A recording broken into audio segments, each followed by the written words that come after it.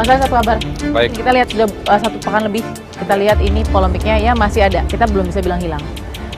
Tapi memang fenomena adik-adik mahasiswa yang akhirnya ambil momentum ini untuk kemudian bersama-sama bikin unjuk rasa. Dikagetkan lagi kita dengan fenomena pelajar masuk ke dalam kategori ini. Tapi sayangnya banyak kekerasan terjadi both parties, dua pihak. Nah, Mas Haris lihat dulu seperti apa fenomena ini, kembali lagi ada pelajar-pelajar yang ikut. Pertama sih saya mesti bilang sekali lagi terima kasih ya buat teman-teman mahasiswa di seluruh Indonesia, di banyak tempat, banyak kota yang bergerak, yang saya menyebutnya sebagai sebuah kesadaran baru. Caranya mereka mengorganisir diri, cara mereka berekspresi itu menurut saya menarik. Bahwa kemudian ada yang melakukan kekerasan di dalam kerumunan besar di berbagai titik itu, iya juga. Bahwa kemudian ada partisipasi teman-teman muda yang lain, anak-anak SMK atau yang dibilang STM, SMA, itu juga iya. Bahwa mereka juga melakukan kekerasan, kita lihat dari kacamata media gitu ya, itu juga ada.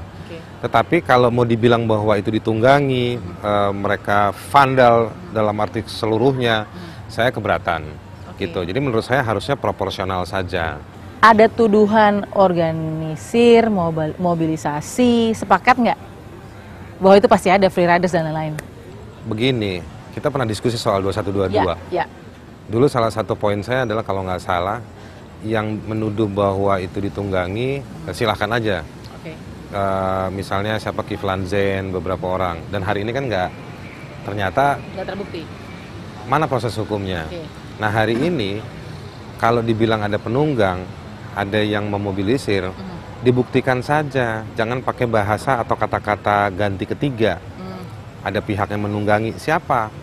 Apakah menungganginya itu masuk sebagai sebuah kejahatan atau pelanggaran? Buktikan, gitu. Nah ini kan masalahnya kita kelihatannya yang ditangani secara hukum dengan tanda kutip oleh ditangkapi oleh para penegak hukum, itu yang di lapangan.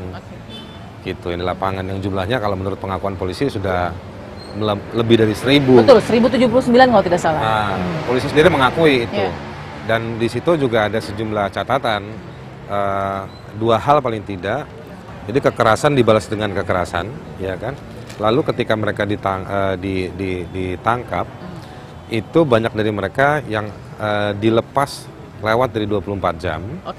Dan itu mereka banyak dari mereka yang tidak dapat status hukum. Ada surat nggak yang melampiri mereka bahwa mereka tuh kemarin ditangkap, dilepas, suratnya mana? Ini kan banyak yang di bawah umur. Saya tahu ada yang 16, 15. Ini sama prosesnya atau seperti apa yang dilihat oleh Mas Haris? Kalau untuk anak-anak yang di bawah umur atau orang-orang yang di bawah umur, maka dia harus ada treatment khusus. Pendampingan. Misalnya di kepolisian itu ada unit perempuan dan anak. Maka unit itu harus dilibatkan. Lalu penanganannya juga harus dengan memberitahukan secepat mungkin, sesegera mungkin kepada si keluarga. Lalu pada saat bersamaan itu juga harusnya mendapatkan akses keadilan, akses to justice. Jadi mereka harusnya didampingi semua itu. Nah di dalam banyak saya coba dengar dengan beberapa keterangan dari tim advokasi hukum, itu pada jam-jam awal yang di 24 maupun 25, itu banyak yang tidak bisa akses. Jadi tapi memang beberapa teman akhirnya berhasil mendapatkan akses, bisa telepon ke Kapolri, saya juga bantu bicara ke Pak Muldoko, ada teman-teman yang juga bicara ke Kapolda, ke Dirkrim Susnya juga, Dirkrim Umnya juga.